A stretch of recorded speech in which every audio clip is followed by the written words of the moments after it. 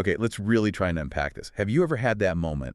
You're in a tough situation, maybe work stuff, maybe something with a partner, and bam, this like chilling feeling washes over you. I've been here before, not just, similar, but the exact same taste of anxiety, Yeah. that same knot in your stomach, like maybe the same way trust just seems to evaporate or a hope gets crushed. Yeah, that sense of painful déjà vu. It's uncanny. Exactly. And you look around and think, okay, I'm back on this same patch of emotional quicksand, maybe chasing after someone who's just distant, or finding ways to mess up something good you really wanted. It's so frustrating. It really is. And it feels like bad luck, doesn't it? Or some kind of curse, maybe even a personal failing. Totally. Like, why does this keep happening to me? Right. But what if that feeling, that sense of being dragged back to the dark place, what if it's not entirely external? This is actually something early psychologists were fascinated by. They saw this pattern, this return to suffering, and they realized it often wasn't random at all. Okay. They called it the repetition compulsion. Repetition compulsion. Okay. And the really unsettling idea, the core of it, is that we are unconsciously steering ourselves back towards that pain. We are. Why on earth would we do that? Well, that's the huge puzzle. It's not that we want the pain consciously, but there's this idea that we do it with a hidden intent, a very specific one. A hidden intent behind repeating pain. Yeah. So our mission really in this deep dive is to try and figure out what that hidden reason is. Why does the mind seem to use suffering as this really difficult route towards freedom? Okay, that sets up the big paradox right away, doesn't it? Okay. Because normally, we want to repeat good things, pleasure, things that feel nice. Of course. We seek reward. But this compulsion thing, it pushes us back into, as our sources put it, frustration, sabotage, and alarm. It feels like your own mind is working against you. It does feel that way. Yeah. But if we dig a bit deeper, the thinking isn't that the mind enjoys being unhappy. It's not masochism. Right. It's actually, well, you could almost say it's strategic. The psychotherapeutic insight here is pretty profound. The mind, it seems, can't fully let go of a really negative, unresolved experience until it feels that experience has been fully understood, really processed emotionally. Fully understood, even if it happened years ago. Decades ago, even. Think of it like the mind's an obsessive librarian.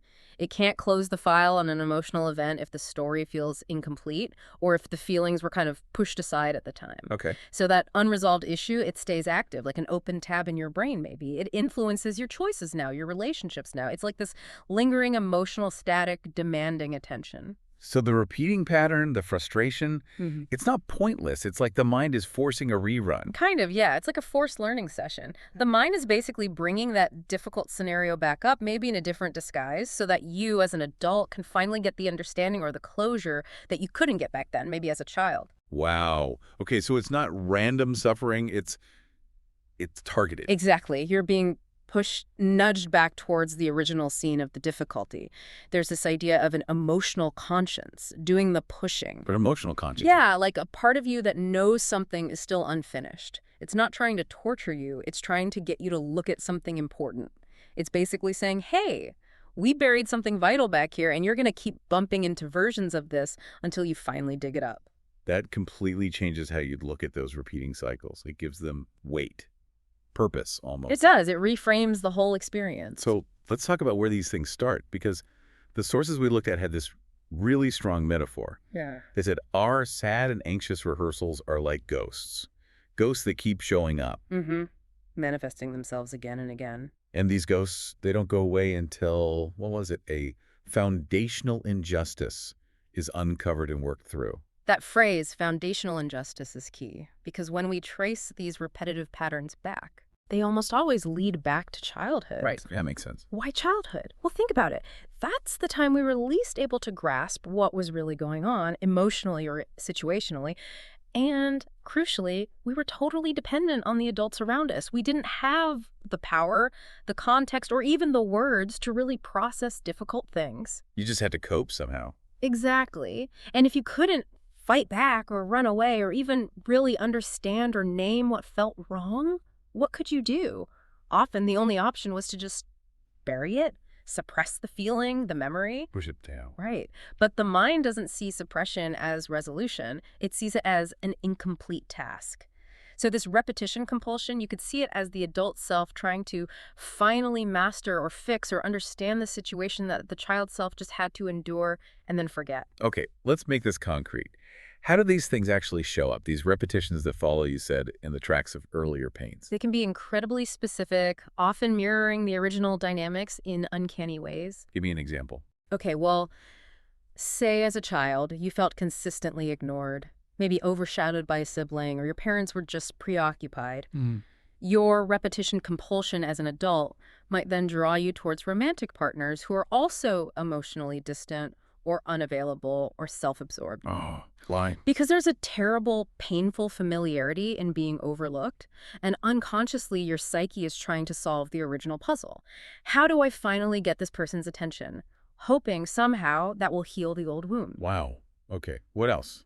Or think about that recurring panic. Some people feel that fear that someone, maybe a boss, a colleague, is going to humiliate them in public. Yeah, that intense vulnerability. If that's a strong repeating pattern, it's like a constant echo. It's signaling that maybe, way back, there was a situation where you felt profoundly unsafe, powerless, maybe even shamed, and that underlying feeling of vulnerability was never really tended to. Your current anxiety is mapping directly onto that old feeling. What about self-sabotage? Like spoiling your own chances just when things are going well. That's another classic pattern. It can often follow the tracks of growing up with a parent or caregiver who, maybe subtly or maybe not so subtly, communicated that your success, your brightness, felt threatening to them. Really? Yeah. So the child learns, unconsciously, my success causes problems, maybe even risks the connection I need. Then, as an adult, just as you're about to achieve something, this old programming kicks in. The mind, trying to protect that old bond, effectively prevents you from succeeding because success used to equal danger. That's deeply complex. It is, and it points to something critical. If we see these patterns repeating in our adult lives, it strongly suggests that things in the past were perhaps not as simple as we might have assumed. Right. We might have a simpler story we tell ourselves, but the repetition says otherwise. Exactly. Your recurring behavior, your repeating anxiety, it's like a sophisticated alarm system. It's telling you insistently there's a really important emotional truth buried here that needs looking at. The pattern keeps going because the original injustice, the original pain, hasn't been given the attention, the understanding, the emotional weight it requires. Okay, so the repetition is this constant nagging invitation. An invitation to do what exactly? The sources are really clear on this. It's an invitation to pause and mourn. Pause and mourn. Not just understand, but mourn. Yes. It's a call to finally stop running away from the feeling, stop trying to outsmart the pattern, and just face the ghost. Head on. What does that kind of mourning look like? Because when we think of mourning, we usually think of, losing someone. It's very similar in depth and difficulty, actually. This isn't just feeling sad for a moment. It's much more like the deep, sometimes shattering process that happens when someone we love dies. It means you have to stop trying to rationalize the old pain away or distract yourself from it. You have to consciously give yourself time, real time, to absorb the truth of that past experience completely. Absorb it. How? The sources emphasize doing it from a range of angles, letting the feelings come up at different times, multiple points of day and night, when you're tired, when you're busy, when you're calm, when you're agitated. So not just in therapy, but like in life. Exactly. Letting yourself feel the resonance of that old pain in relation to your different moods and states. It's this exhaustive process of finally giving the past event its full emotional due right here in the present. That sounds incredibly hard. Exhausting even. Maybe scary. If the mind buried this stuff because it was too much back then. It is hard. There's no question. It takes courage. Is there a risk of getting stuck back there? The old pain. Does the mind ever just give up if it's too intense? That really gets to the heart of why this is so difficult. That emotional conscience we talked about, it's relentless. It can't rest, the theory goes, until that foundational injustice has been truly met and processed. So avoiding the mourning doesn't work long term. It seems not. The risk of feeling that pain again is the cost of potential freedom. If you try to shortchange the process, if you only dip a toe in, the mind seems to register it as, nope, still not fully acknowledged, and the pattern is likely to continue. It seems only that full, brave internal reckoning satisfies it. Okay, so if we have to be brave, What exactly are we being asked to mourn? What are these primal griefs, as the sources called them? They can be very specific, often quite raw truths about our early lives. Such as? Well, it might be mourning the specific realization that, say, a father's own struggles, maybe his emotional life, or even his sexuality were just way too complex and confusing for a child to navigate.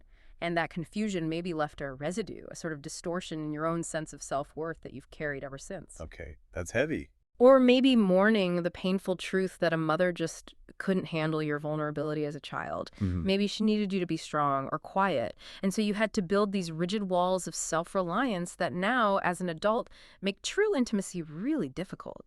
You'd be mourning the loss of the care, the attunement that you needed but didn't get. Mhm. It could also be finally letting yourself feel the full depth of resentment, maybe, that a sibling was clearly favored. And acknowledging how that installed this lasting feeling of not quite good enough that still plays out in your career or social life today. Right, seeing the direct line. Yeah, and sometimes the grief is about the consequences now. Mourning how a significant adult relationship maybe fell apart, not really because of the other person, but because your own childhood stuff, difficulty trusting maybe or asserting your needs made it impossible to sustain. So connecting the dots across time. Exactly. Connecting those dots and allowing yourself to feel the genuine grief for the lost possibilities, the spoiled chances that resulted from those early dynamics. It really underlines the need for bravery, doesn't it? Yeah. To look back that honestly. Immense bravery. Remembering what might have happened and how it felt all those years ago. Yeah. It's painful, but the sources are pretty direct. This work, this full confrontation and mourning of those foundational hurts, it's presented as the non-negotiable price for release. No payment, no real change. Okay, so after all that difficulty, let's talk about the payoff. If someone actually does this incredibly hard work, faces the ghosts, keeps that appointment with their history, what's the reward? The promise is quite beautiful, actually. It's that the mind, that relentless part driving the repetition, can finally be expected to relent. Okay, let's go. It lets go. The resolution is described as this profound sense of internal quiet, freedom, really. Yeah. Once you've genuinely kept an appointment with your primal griefs, once you've allowed yourself to feel and understand the full emotional impact of those old injuries, the compulsion just stops. Because the job is done. That part of you, the emotional conscience that couldn't rest until the truth was fully acknowledged and mourned, it's finally satisfied. The file can be closed. So you're not fighting the pattern anymore. No. You can then gradually, naturally start to drift away from those old patterns, those old wounds. The need to repeat the past just fades away. Not because you forced it, but because the underlying reason for it is gone. The puzzle's been solved. The emotional wound has finally been properly cleaned and stitched up, you could say. That sounds like true freedom. Not just managing the symptom, but resolving the cause. That's exactly the idea. To stop living out that mandatory, often terrifying rehearsal of past pain. So once the mind feels convinced, truly convinced that you finally understood, you've accepted, you've mourned that original injustice, It gives you permission. Permission to move on. it allows you, as the sources say, to plow new, less frightened tracks. A beautiful image, isn't it? It suggests real agency, real self-determination, but earned through confronting the pain, not bypassing it. Okay, so maybe a final thought for everyone listening to mull over.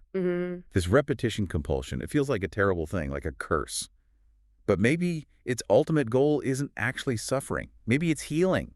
That's the hope inherent in the concept, yes. It's like it uses these painful patterns almost like a compass, always pointing you back towards something important, an original truth that hasn't been fully mourned yet. A compass pointing to an unhealed wound. Yeah. So maybe the question to ask yourself is, what's the most persistent recurring pain in your life right now? Which difficult relationship or repeating failure or nagging anxiety might actually be that compass? Might be your emotional conscience trying desperately to guide you back to a foundational hurt that needs your attention so you can finally be released.